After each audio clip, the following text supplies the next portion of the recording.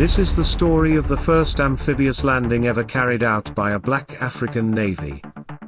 In Lagos, as Nigeria edged towards civil war in 1967, officers of the Nigerian Navy loyal to the secessionist Biafran state defected. Before leaving, they vandalized naval ships, removing essential components, disabling propulsion and weapons systems, and leaving several vessels unfit for immediate deployment. Almost at the same time, the head of Shell BP was arrested by Biafran forces in the Niger Delta. Consequently, Shell is unsure of whom to pay oil royalties to. The control of the oil-rich coast now hung in the balance.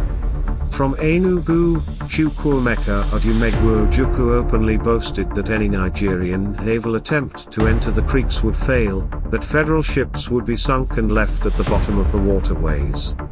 To the Biafran leadership, the sea appeared already secured. However, Nigeria regrouped. The country was barely 6 years old. There was no naval tradition, no military-industrial complex, and no Nigerian-built warships. Yet under the leadership of Joseph Akinwale, the Nigerian Navy repaired what could be repaired, reorganized its crews, and planned an operation no black African navy had ever attempted. Before the ships sailed, the federal government promulgated the Territorial Waters Decree No. 5 of 1967, extending Nigeria's maritime boundary from 3 nautical miles to 12. This allowed the government to declare that any ship entering or leaving ports controlled by the secessionist Biafran state was violating Nigerian law, thus formalizing a naval blockade of the secessionist state, and making the sea an active theater of war. 3 possible targets were examined: Port Harcourt, Apobo, and Bonny. Port Harcourt was rejected because a landing there would be easily sighted, exposing ships to early attack. Apobo was ruled out due to poor intelligence, particularly uncertainty over river bar depths. Bonny offered deep water access, existing jetties, reliable hydrographic data, and an element of surprise. It was also Nigeria's main oil export point. Capturing it would decisively answer the question of who controlled oil exports. Hydrographic confidence was provided by James Raw, a World War II veteran, who had participated in the Normandy landings and conducted extensive surveys of the Nigerian coastline. He served as naval liaison and forward control officer for the operation.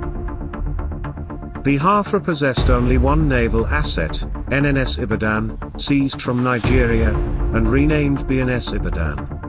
Nigeria assembled nearly everything it had: the frigate NNS Nigeria, the corvette patrol vessel NNS Ogoja, sea defense boats Kaduna, Benin, and Enugu, the landing craft tank NNS Lokoja, the survey ship NNS Penelope, and merchant vessels MV Jar Jar and MV Bodie Thomas for follow-on troop movement. About 300 secessionist troops defended Bonny itself. For the Bonny landing, the chain of command was well defined. Captain Nelson Soru was the officer in charge of the operations. Benjamin Adekunle, then a lieutenant colonel, commanded the land forces.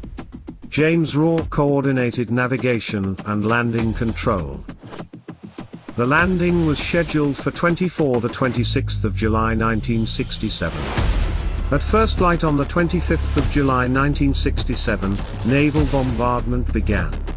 The first target was Bonny's signal station, cutting communication with Port Harcourt. Almost immediately, the task force encountered BNS Ibadan, a minesweeper commanded by Lieutenant Commander Odu.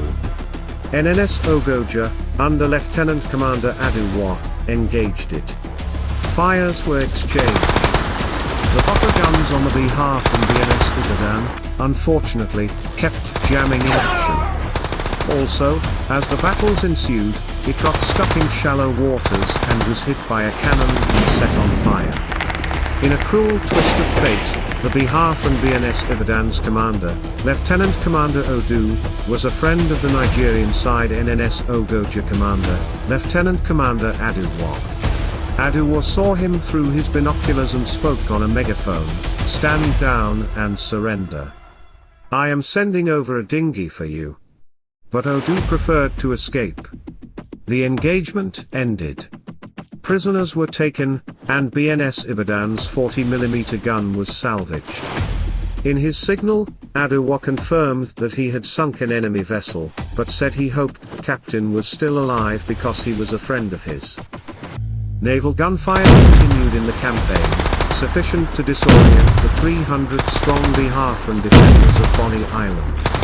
NNS Lokoja moved in and landed the first wave of troops led by Benjamin Adekunle, while NNS Nigeria provided covering fire. Within 2 hours, Bonny was captured.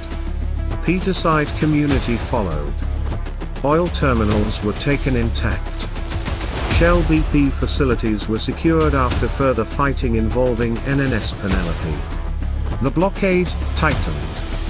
The outcome was decisive. Biafran lost its most viable access to the sea and control of oil exports. Against expectations, a young navy executed a complex amphibious landing and altered the course of the war, right there in the creeks where it had been promised its ships would never survive. For more pivotal clips like this that help preserve our national memory, subscribe to this channel, and don't forget to like, comment, and share.